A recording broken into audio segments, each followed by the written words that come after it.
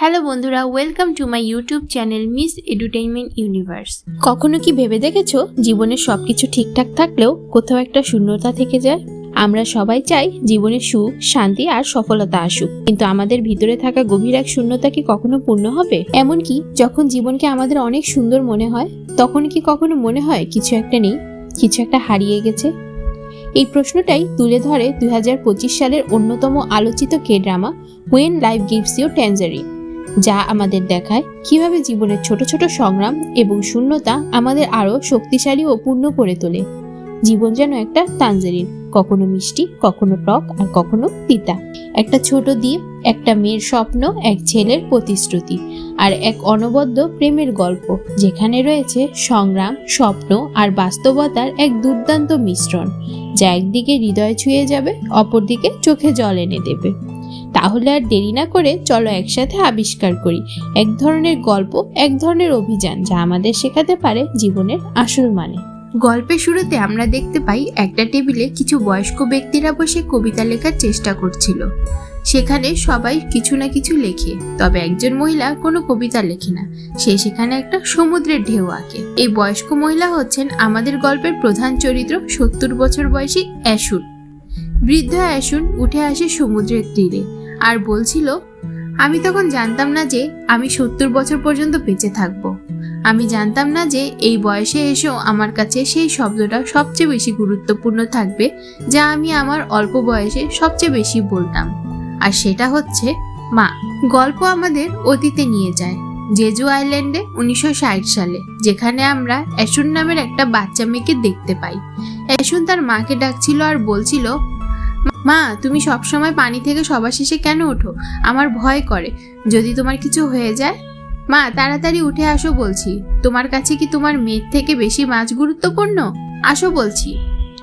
অ্যাশুন এভাবে চিৎকার করে তার মাকে ডাকছিল যেন সে তাড়াতাড়ি সমুদ্রের তীরে আসে। অ্যাশুনের মা একজন হানিও, তিনি সেই সাহসী নারী ডুবুরিদের একজন যারা সমুদ্রে ঝাঁপিয়ে পড়ে মাছ আর ঝিনুক ধরে জীবিকা নির্বাহ করে। অ্যাশুনের মা তার স্বামীকে হারিয়ে পুনর্বিবাহ করেছিলেন, কিন্তু তার বর্তমান স্বামী কোনো কাজ করে না, তাই তিনি একা একা তার 3 সন্তানকে বড় করছেন।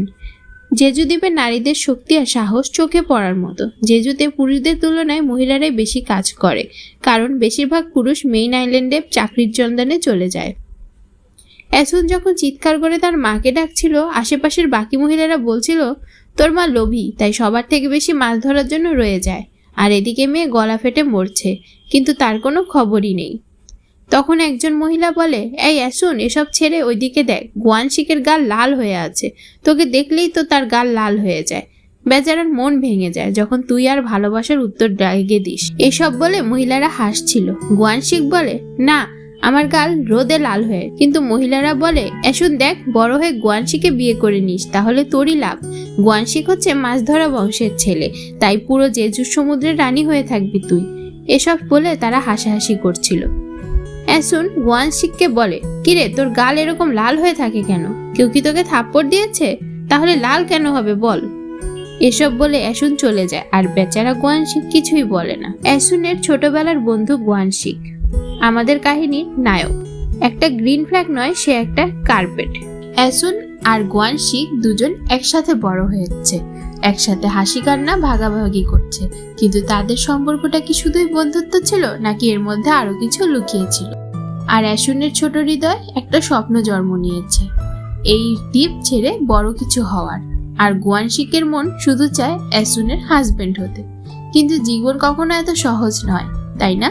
অ্যাশুন তার বাবার পরিবারের সাথে থাকে, কারণ তার বাবার পরিবার ছিল সচ্ছল এবং তার লেখাপড়ার খরচ বহন করতে পারে। তবে সে তার মাকে ক্রমাগত অনুরোধ করে যে তাকে তার সাথে থাকতে দেওয়ার জন্য, কারণ তার বাবার পরিবার তার সাথে খারাপ ব্যবহার করে। কবিতা লেখার প্রতিযোগিতায় 2য় স্থান অর্জন করা সত্ত্বেও তার মা কাজ এবং পরিবারের ভরণ পোষণ নিয়ে ব্যস্ত থাকে, তার সাফল্য দেখতে পাননি। অনিচ্ছা সত্ত্বেও অ্যাশুন চাচার বাড়িতে ফিরে আসে। অ্যাশুনকে পরিবারের কাজ করতে বাধ্য করা হয়, তবে তার মা অবশেষে তার কবিতাটি পড়ে, যেখানে অ্যাশুন লিখেছে, ভবিষ্যতে সে এত বড় হতে চায় যেন সে তার মায়ের খেয়াল রাখতে পারে, তার মাকে যেন এত পরিশ্রম করতে না হয়। হৃদয়গ্রাহী কথাগুলি অবশেষে তার মায়ের আবেগের প্রাচীর ভেঙে দেয়। অ্যাসুনের সাথে যে আচরণ করেছে তার জন্য তিনি অ্যাসুনের চাচার বাড়ি যেয়ে অনেক রাগারাগি করে। তার মা ঘরে ঢুকে পড়েন, তার চাচাকে প্রচুর মাছ দেন এবং অ্যাসুনকে তার সাথে বাড়িতে ফিরিয়ে নিয়ে যান। অ্যাসুন এখন তার মায়ের সাথে থাকে।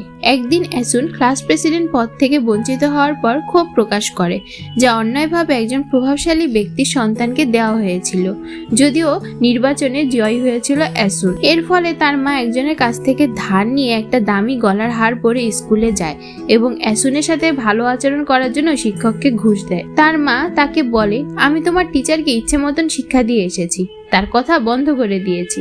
অ্যাসুন বলে, তুমি এভাবে সেজেগুজে কেন গিয়েছিলে? তখন তার মা বলে, যাতে করে আমার শরীর থেকে মাছের গন্ধ না আসে, আর স্কুলে যদি তোমার মায়ের শরীর থেকে গন্ধ আসতো তাহলে তোমার নাক কাটা যেত, তাই এভাবে গিয়েছি। আর শোনো, টিচারের কথা মতো চলো, তাহলে অনেক ভালো করবে। অ্যাসুন বলে, মা তোমাকে কি টিচার মনে কষ্ট দিয়েছে? সে তার মাকে বলে, আমার প্রেসিডেন্ট হতে হবে না, আমি ক্লাস মনিটর হয়ে খুশি আছি, আর মা তুমি যেমন আছো তেমনই থাকো। অ্যাসুনের মা তাকে বলে, তোমার মা হয়তোবা গরিব, কিন্তু তুমি নিজেকে গরিব ভাববে না, তুমি কোনো কিছুর সাথে সমঝোতা করবে না, তুমি তোমার অধিকার এক চুলো ছাড়বে না। অ্যাসুন তার মাকে বলে, আমি যখন বড় হব তখন আমি তোমার জন্য সেই মুক্তার মালা কিনে আনবো, তাহলে আর তোমাকে কষ্ট করে ধার করে আনতে হবে না। অ্যাসুনের মা সেই রাতে তার স্বামীকে বলে, তুমি জানো আমার মেয়ে আজ বলল সে বড় হয়ে আমার জন্য মুক্তার হার কিনে আনবে, তাই আমাকে তো অনেক লম্বা জীবন বাঁচতে হবে। তার মা ঘরের সমস্ত সিগারেট ফেলে দেন, কারণ অ্যাসুনের সাথে সে দীর্ঘ জীবনযাপন করতে চায়। তার স্বামী বলে, বাচ্চারা বড় হতে অনেক সময় লাগবে, ততদিন বেঁচে থাকবে? তার মা বলে, হ্যাঁ আমাকে বাঁচতে হবে, আর বাচ্চারা চোখের পলকে বড় হয়ে যায়। তার স্বামী বলে, হ্যাঁ এটাই তো সমস্যা, বাচ্চারা তাড়াতাড়ি বড় হয়ে যায় আর মা বাবারা বুড়ো হয়ে যায়। এই কথাটা জীবনের এক নির্মম সত্যকে ছুঁয়ে যায়। শিশুরা যত দ্রুত বড় হয়ে যায় আর মা বাবারা নিঃশব্দে বুড়ো হয়ে যায়। এই শব্দগুলোর মাঝখানে লুকিয়ে ছিল সময়ের নিষ্ঠুরতা আর না বলা ভালোবাসার ভার। বছরটা 1961। ছোট অ্যাসুনের জীবনে হঠাৎ নেমে আসে চরম দুর্যোগ। বছরের পর বছর ধরে পানির নিচে কঠোর পরিশ্রম করার কারণে তার মা অসুস্থ হয়ে পড়েন। অ্যাসুনের স্বপ্ন শীঘ্রই ভেঙে যায়, পরিচিত হয় বাস্তবতার সাথে। গ্রামের কিছু মহিলারা এসে অ্যাসুনের মাকে মানা করছিল সমুদ্রে না যেতে, কারণ তার শরীর খুব খারাপ হয়েছে, সে রক্তবমি করছিল, কিন্তু সে তা বুঝতে চায় না। সে অর্থ উপার্জন করে ছেলে মেয়েদেরকে দেখার জন্য সমুদ্রে যেতে চায়। তার মায়ের জিদ দেখে অ্যাসুন রেগে মেগে তার মায়ের সমুদ্রে যাওয়ার কাপড়গুলো আগুনে দিয়ে চলে যায়। বাইরে সে গোয়ানশিককে পায় আর তার রাগ গোয়ানশিকের উপর। অ্যাসুন যখন তার মায়ের আসন্ন মৃত্যুতে বিধ্বস্ত, তখন তার জীবনে একটি শান্ত অথচ অবিচল উপস্থিত ছিল গোয়ানশিক, যে নীরবে তার দেখাশোনা করে এবং তার জন্য খাবার নিয়ে আসে। গোয়ানশিক সেই দিনও অ্যাসুনের জন্য খাবার নিয়ে এনেছিল, তাই অ্যাসুন রেগে বলে, আমি কি ভিখারি? সে গোয়ানশিকের উপর রাগ করে পাথর ছুঁড়ে সমুদ্রে চিৎকার করে কেঁদে বলে, দয়া করে আমার মাকে ছেড়ে দাও, তাকে বাঁচতে দাও, তুমি তো সাগরের দেবতা, তাহলে আমার মাকে প্লিজ ছেড়ে দাও। সে তার সারাটা জীবন কাজ করে কাটিয়েছে, কখনো উড়োজাহাজে বসেনি, মুক্তার মালা পরেনি। আমি তাকে উড়োজাহাজে বসাতে চাই, মুক্তার মালা উপহার করতে চাই, তাই দয়া করে তার পিছু ছেড়ে দাও, তাকে আমার জন্য বাঁচতে দাও। এসব বলে অ্যাসুন কাঁদছিল। অ্যাসুন গোয়ানশিককে ডেকে বলে, তুমি কি চাও? এখানে আসো, আমাকে কেন মাছ দিলে? আমি মাছ খেতে পারবো না।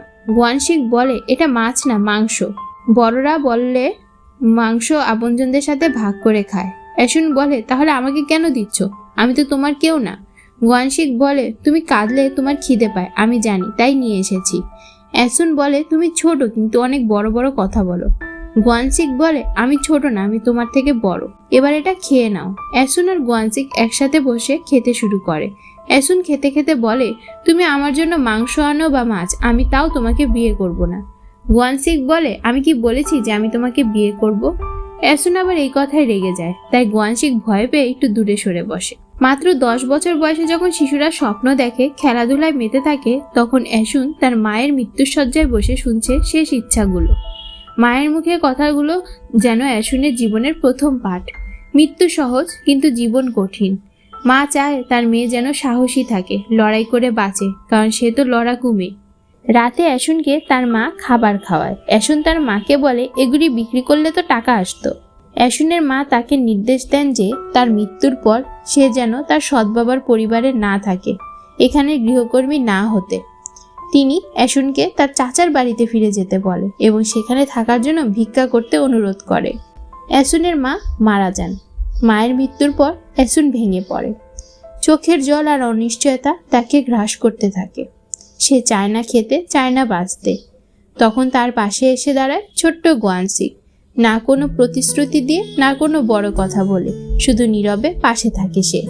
অ্যাসুনের সাথে কাঁধে, তার কাঁধে ভর করে দেয় সাহসের। অ্যাসুনের মা মারা যাওয়ার পর তার সৎ বাবা অবশেষে তাকে সাহায্য করতে রাজি হন। একটা ছোট জমি ছিল ওদের, যেটা অ্যাসুন, গোয়ানসিক আর স্থানীয় মহিলাদের সহায়তায় বাঁধাকপির খামারে রূপান্তরিত করে, আর গোয়ানসিক হয় তার ছায়াসঙ্গী। গোয়ানসিকের উপস্থিতি অ্যাসুনের জীবনে বরাবরই আলোর মতো। কিন্তু জীবন তো আর থেমে থাকে না, সময় এগিয়ে যায়। পড়াশোনার জন্য অ্যাসুন চলে যেতে চায় তার বাবার বাড়ি থেকে। তখন তার সৎ বাবা তাকে কোরিয়ান সাহিত্যে অধ্যয়ন করতে মূল ভূখণ্ডে পাঠানোর কথা বলে তাকে যেতে বাধা দেন। অ্যাসুন তখন বাজারে এসে বাঁধাকপি বিক্রি করে, তার এক হাতে বই আর এক হাতে জীবনের বাস্তবতা। আরেকটা মজার ব্যাপার, বাজারে অ্যাসুন বাঁধাকপি বিক্রি করলেও বাস্তবে তো গোয়ানসিকই তার জন্য বেশিরভাগ বিক্রির কাজটা সামলে নিত। ভালোবাসা হয়তো ঠিক এই রকম, নীরবে পাশে থাকা। এভাবেই তারা বড় হয়ে যায় এবং গল্পে আসে নতুন মোড়। গোয়ানসিকের দাদি, যিনি তাদের সম্পর্ক মেনে নিতে নারাজ, অ্যাসুনকে তাড়িয়ে দেন। পাড়া প্রতিবেশীরা যখন তাদের দম্পতি হিসেবে ঠাট্টা করতে থাকে, তখন দাদির আপত্তি আরো বেড়ে যায়। অ্যাসুনকে গোয়ানসিকের মা বলে, নিজের কাজ নিজে করতে পারো না, আমার ছেলেকে দিয়ে সব করাও। অ্যাসুন বলে, আমি তোমার ছেলেকে কিছু করতে বলিনি, সে নিজে নিজেই করে। গোয়ানসিকের দাদিকে দেখে অ্যাসুন পালাতে থাকে, কারণ গোয়ানসিকের দাদি অ্যাসুনকে একদম সহ্য করতে পারে না। গোয়ানসিকের দাদি বলে, এই মেয়ে, তুই আমার নাতির পেছনে কেন পড়ে থাকিস?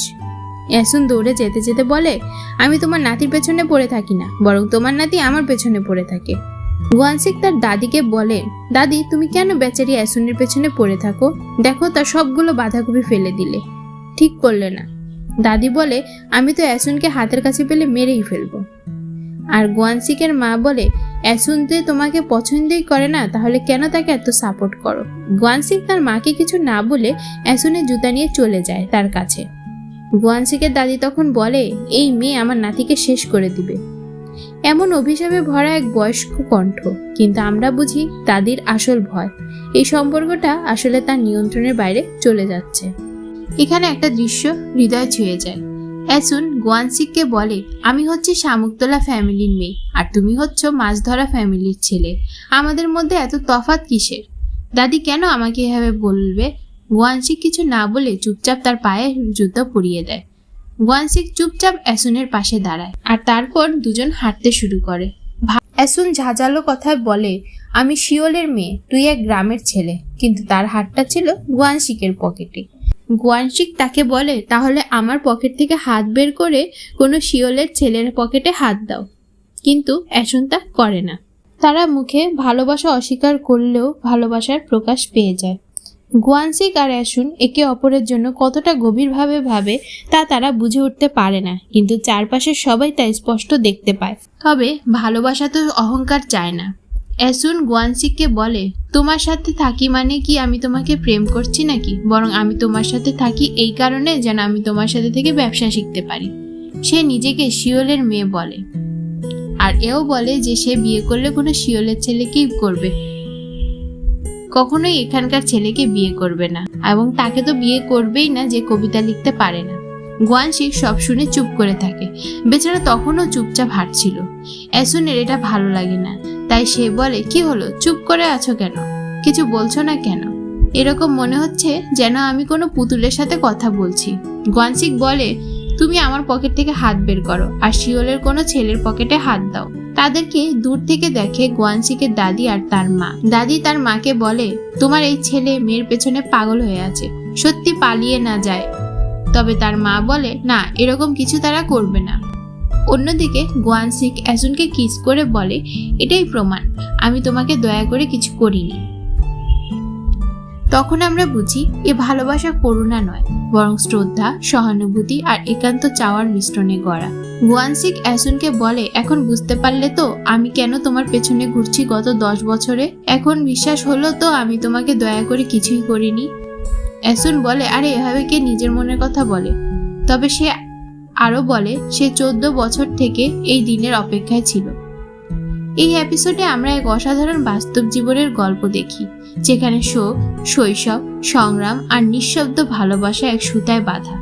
আমরা দেখি কিভাবে একটি ছোট শিশু ধীরে ধীরে নারী হয়ে ওঠে, তার চোখের জলের মধ্যেই খুঁজে নেয় জীবনের মানে। এই পর্বটি কেবল প্রেমের গল্প নয়, এটি একটি অবহেলিত মেয়ের আত্মমর্যাদা খোঁজার গল্প, যেখানে ভালোবাসায় আসে প্রাচুর্যের আড়ালে নয়, বরং অভাবের মধ্য দিয়ে। এরপর কাহিনী চলে যায় ভবিষ্যতে। 1993 সাল। আমরা একটা বাড়িতে কিছু ছবি দেখি, আর সেখানে এবার অ্যাসুনকে মধ্যবয়স্ক অবস্থায় দেখা যায়। তার একটা মেয়ে আছে আর একটা ছেলে। তারা দুজনই বড় হয়ে গিয়েছে। তার মেয়ে তার কাছে জানতে চায়, বাবা কি তোমার প্রথম ভালোবাসা ছিল? অ্যাসুন হেসে জানায় সে ভুলে গেছে। অথচ আমরা জানি কিছু ভালোবাসা ভুলে যাওয়া যায় না, বরং সময়ের সাথে তা মিশে থাকে আত্মায়। কাহিনী আবার অতীতে চলে যায় 1960-এর দশকে। অ্যাসুন খুব খুশি খুশি হয়ে বাসায় ফিরছিল। এসে দেখে তার সৎ বাবা একটা নতুন বিয়ে করে এসেছে, আর তার সেই নতুন বউ চাইছিল না অ্যাসুন এখানে তাদের সাথে থাকুক। তাই অ্যাসুনকে তার দাদির বাসায় চলে যেতে হয়। তার চাচা বলে, এখন এখানে কেন এসেছো? যেখানে এত বছর দিন রাত কাজ করেছো সেখানেই থাকো। অ্যাসুন তার দাদিকে রিকোয়েস্ট করে তাকে পড়াশোনা করার সুযোগ করে দিতে, কারণ তার সৎ বাবা তার কথা রাখেনি। অ্যাসুনকে তার চাচা বলে, আমার কথা শুনো, বুসান যাও, সেখানে ফ্যাক্টরিতে কাজ করো, টাকাও আসবে ভালো, আর এসব পড়াশোনা করার ভূত মাথা থেকে নামাও। অ্যাসুন বলে, কিন্তু মায়ের শেষ ইচ্ছা ছিল আমি পড়াশোনা করব, আমি কারোর কাজের মেয়ে হব না। তাই সে জানায় সে ফ্যাক্টরিতে কাজ করবে না, তাহলে তার মার আত্মা শান্তি পাবে না। তার চাচা বলে, তাহলে কি তুমি কাজ না করে আমাদের ঘাড়ে চেপে থাকবে? অ্যাসুন বলে, না, আমি আপনাকে বিরক্ত করব না।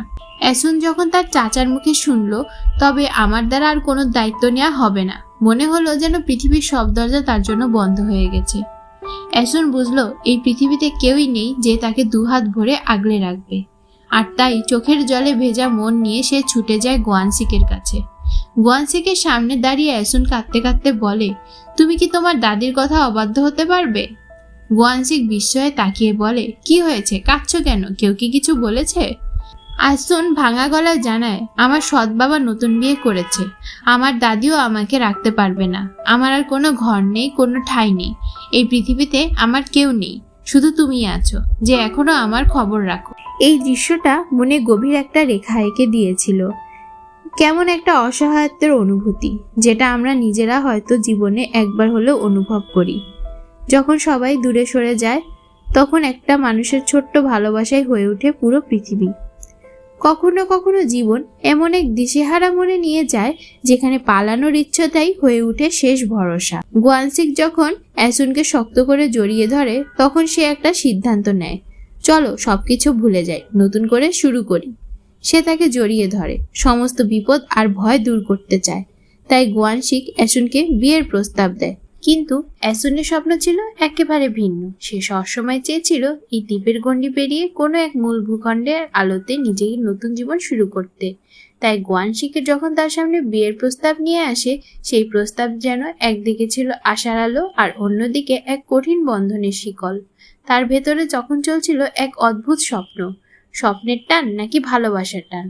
তাহলে কি করবে অ্যাসুন? তার নিজের স্বপ্নকে বেছে নেবে নাকি গুয়ানসিকের ভালোবাসায় নিজেকে সঁপে দেবে? এই দ্বিধা, এই আবেগের চূড়ান্ত রূপ কি হবে তা জানতে হলে অপেক্ষা করতে হবে পরবর্তী পর্বের জন্য। পরের এপিসোডে আমরা দেখব অ্যাসুনের সিদ্ধান্ত কিভাবে বদলে দিবে শুধু তার জীবন নয়, বরং গুয়ানসিকের জীবন, আর গল্পে নিয়ে আসবে নতুন মোড়। আর এই গল্পের নতুন মোড় কি আপনি মিস করতে চান? তাহলে পরবর্তী পর্বে অবশ্যই ফিরে আসুন আমাদের সঙ্গে When Life Gives You Tangerine-এর আবেগ ঘন যাত্রায়। মিস এডুটেইনমেন্ট ইউনিভার্স থেকে আজ এই পর্যন্ত। দেখা হবে আবার। আন্যও।